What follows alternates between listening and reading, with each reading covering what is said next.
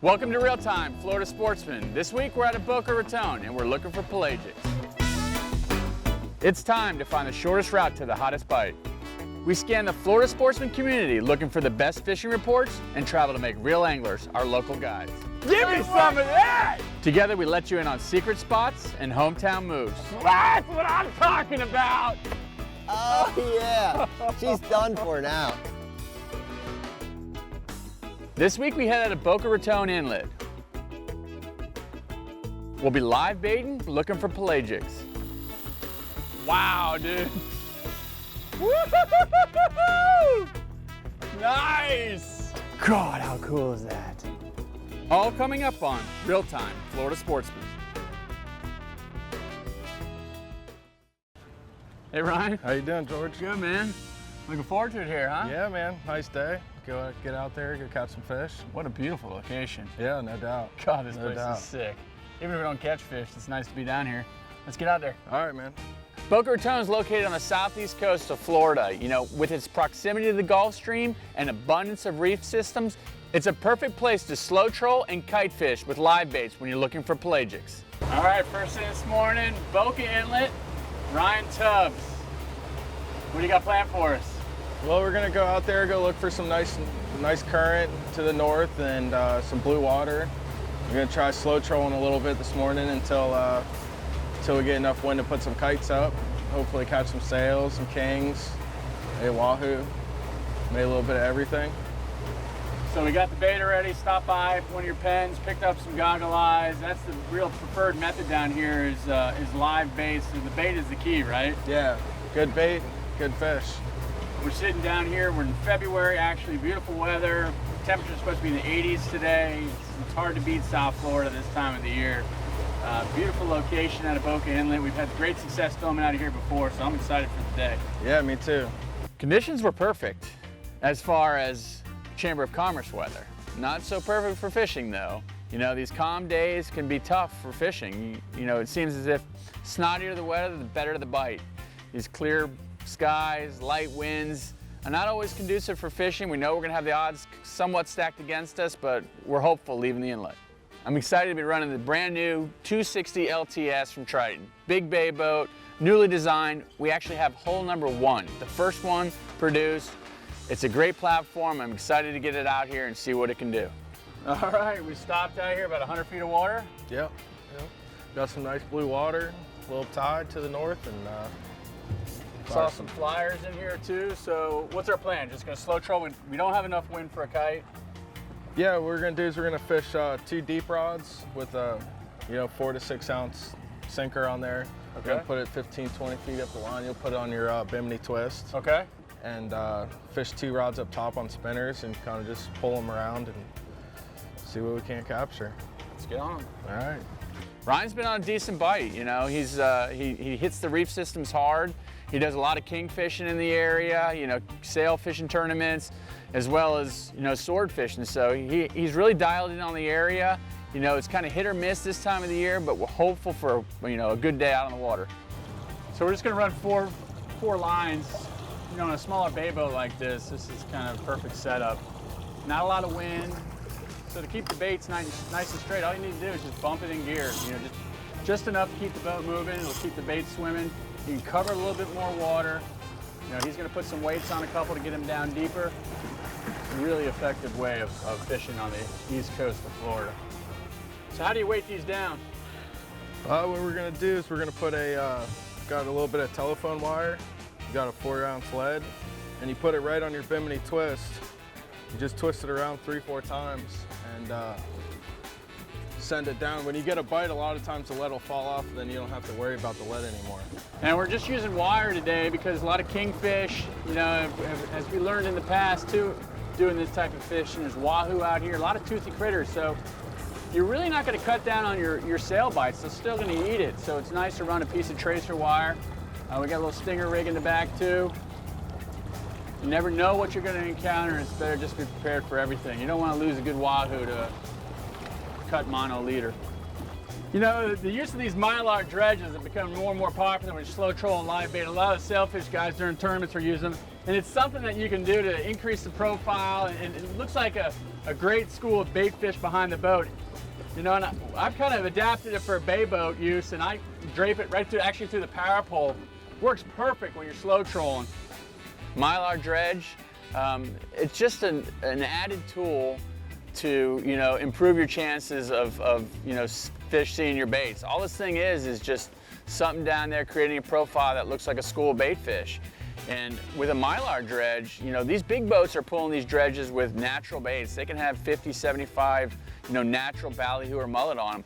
Smaller boat, you really don't have the ability to do that. So the Mylar dredge is easy to pack, easy to deploy, just throw it right out the back, and it's a great way to increase your chances of catching more fish. This segment is brought to you by Yeti Coolers, built for the wild.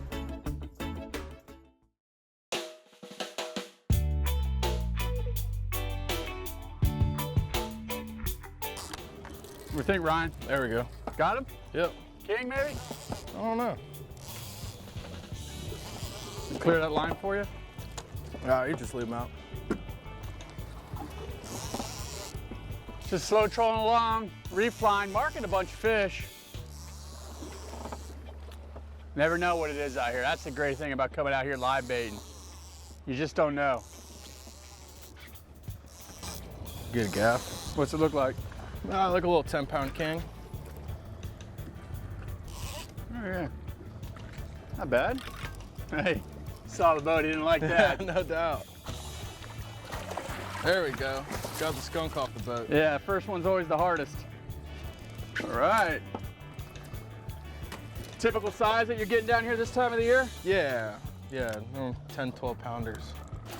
Throw him in the box.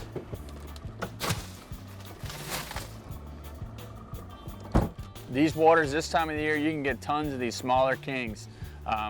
The thing with using these goggle eyes though, you kind of weed out the smaller kingfish and you're really just looking for the bigger fish.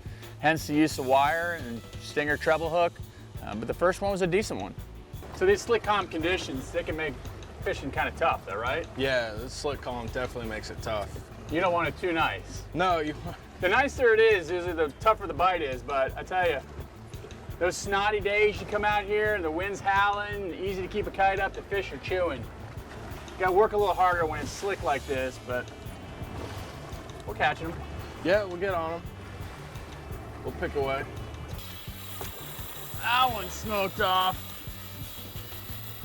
You got a good fish on there. Yeah. The next bite we got was a sick bite. You know, just came up and hammered it. And, you know, almost acted like a big king or a wahoo. Just constant, just smoking the drag, just almost dumped the whole spool off of that battle too. And I knew it had to be a big fish. Wow, dude. This thing whacked it. He dumped this spool. Dumped this spool.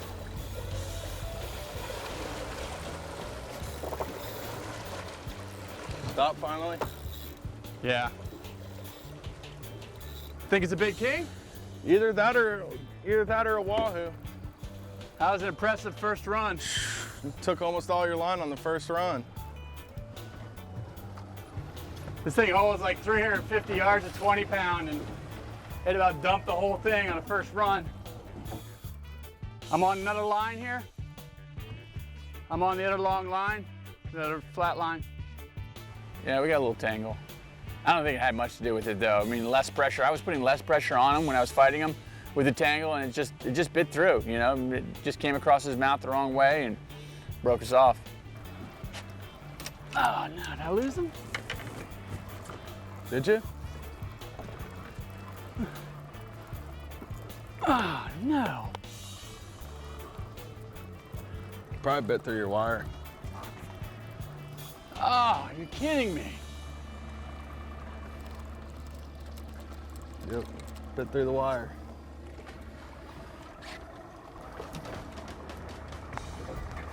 I think that was a wahoo. Clink. I'm so bummed right now. It's all good, we'll get another one. Aggravating when that happens. Dude, that thing was smoking the line off. That was a donk. That's a fish we'll never know there.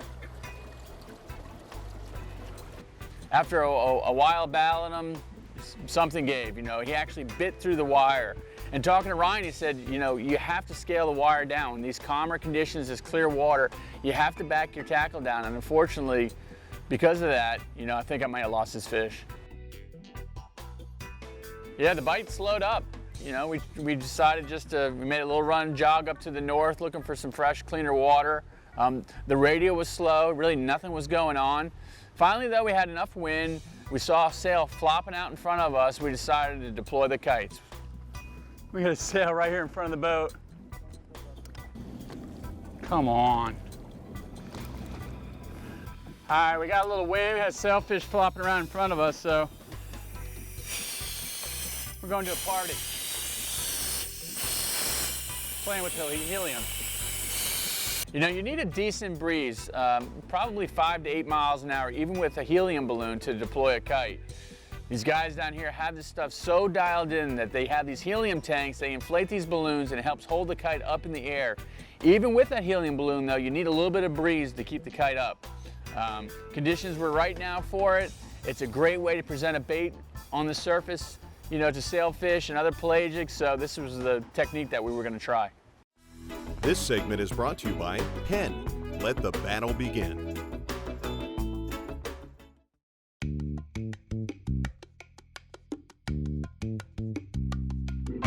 So we switched things up a little bit. Saw a sailfish flopping in here. Little wind now, so we're able to fly the kite with the helium balloon.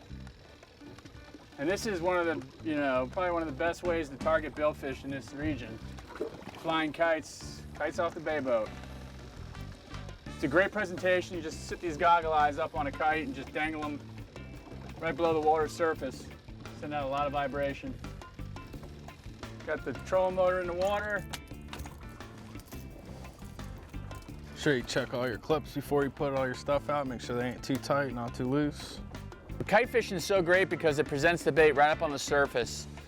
The bait, you know, is up on top, thrashing around, you know, creating a lot of disturbance. It really can't flee away from a sailfish once it comes up to it. It only has so far to run, and sailfish can be lazy. So with that bait right there up on top, with it not really being able to run away from them, it's you know, it's very effective for sailfishing. Oh, we saw a fish flopping around in here. Saw one pre-jumping, so we know they're kind of in this area. Not a lot of wind. We're trying to make it work with the trolling motor and the balloon. Yeah, if they're, the only thing you can do is just wait them out. Hope and pray and wait them out. If you're seeing them in a spot, they're got to be coming through. So maybe we'll get a shot here in a minute. It wasn't too much longer, and we saw another sailfish outside of us, flopping around, just free jumping. You know, my first inclination is just to run right to it, and I told that Ryan that, well, let's head over there. But you know, he knows these fish. He knows these fish are heading into the current. There's a north tide. These fish are gonna be swimming south. So he kind of just, you know, laid a plan to kind of cut the fish off, headed a little bit south, and wouldn't you know, we get in front of the fish, he gets the bite. Good job, brother. Good job. Strong work. Good job. Nice. You know, the funny thing is we saw these fish flopping out in front of us.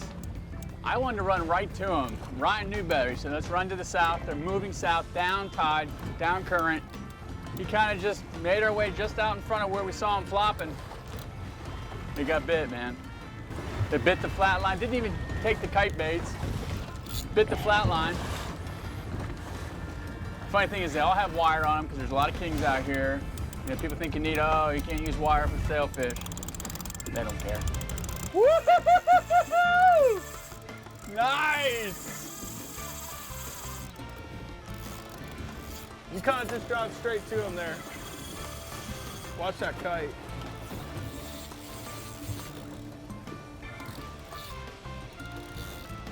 So this is your thing. You do a lot of these sail tournaments, don't you? Yeah, we fished quite a few of them.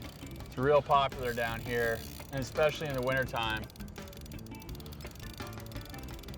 Multiple fish days. I mean, that's just typical for you guys down here. A little slow today in February. It's 80-something degrees in the middle of February. Somebody wanted to come down here and do this. What's the best time? What would you say the best time to get down here? All around, not just sailfish, all around. Dolphin, I'd have tuna. to say March, April, May. March, springtime. Yeah, that spring run's probably the best fishing you can get. Big variety, a lot of fish, big fish. There he is, nice. Acrobatic. Stubborn, huh? Yeah, man. Got him on that real light line. We don't want to break him off. Oh, we already had the break off today. We don't need any more break offs. I tell you what, if he even came off now, we got the best of this one. It's just that show. Oh, he's gonna jump again. He's tired.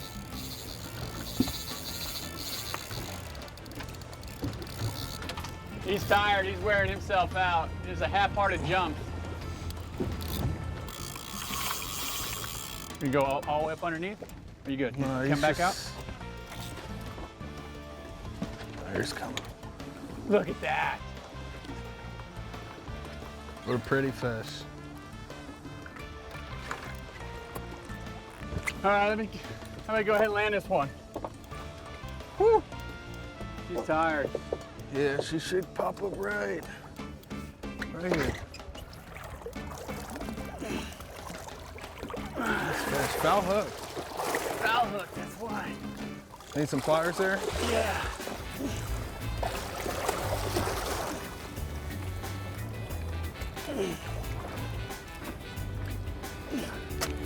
You know, it's important to keep these guys in the water. You don't need to pull them out. Even if you wanted them out, just measure them on the side of the boat, replica them. This one's still nice and fresh. What do you say, we let him go? Yeah, man. Try It's to get looking another. pretty strong. All right, I'm gonna let him go. There he goes. Cool. Ha-ha! Good job. Good job, brother. Way to stick him. Cool, man. Wow. Looking for one of those all day. Yeah, there he goes. You can just see him swimming down in the deep. That fish was all over the place. That thing was, you know, that was the one you want. It was when you get a first time somebody's catching a sailfish, that's the one you want jumping around. That thing gave us a show and just didn't quit. He was out of the water more than he was in it. You know, that's the reason why we came down here, was to catch a sailfish. We got the one, you know, and this is the time and this is the place to be here. You know, some days these guys are catching 10, 15, 20 fish a day, but I'm happy just to get this one to the boat. This segment brought to you by Yo Zuri, fish the best.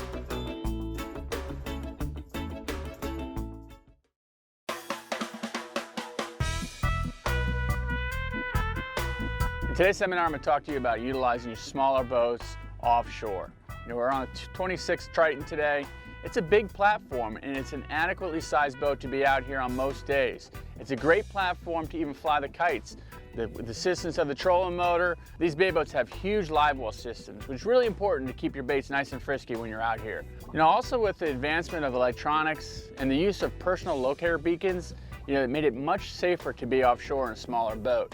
These motors are much more reliable, much more fuel efficient, which also increases your range. So the bay boat, once thought of as just merely an inshore tool, is really effective in getting you offshore and getting you on the pelagic bite.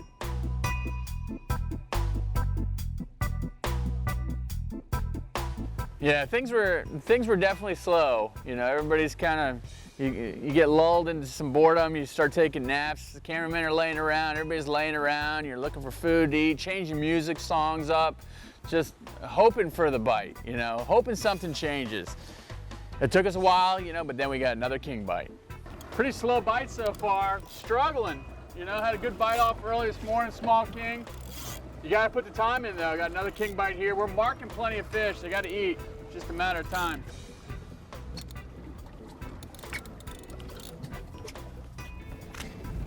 Funny thing is, we have this beautiful presentation of these kite baits, and he comes up and eats a flat line and just drop back. It's fun on them spinning rods. Yeah, man. Light tackle. There's a Goodyear blimp in the background.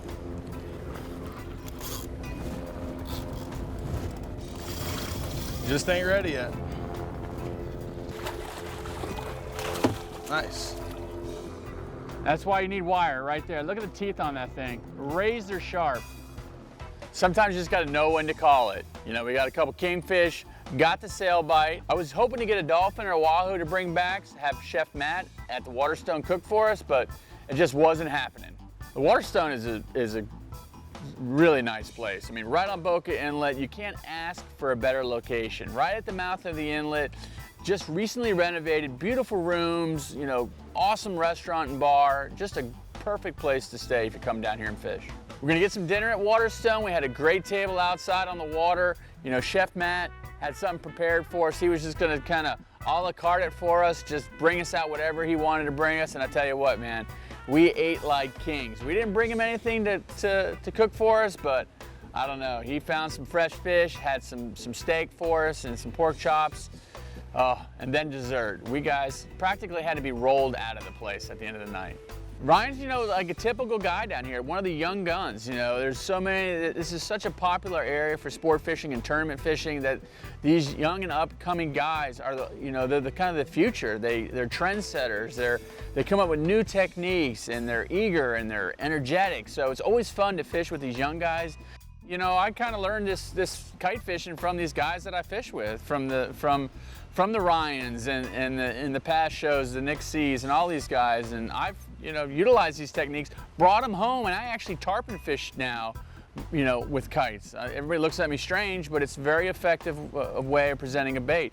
You know, Boca Raton, the southeast section of Florida, is a great place to come and fish. Even when the fishing isn't red hot, you can make a day of it. You get out there, catch some fish, and have a great time. If it wasn't for the Florida sportsman community, I may never have discovered the Boca Raton area. What was it, a sail? What was it? I don't know. What was it? What was it? In today's seminar, I'm going to talk to you. What else was I going to talk about?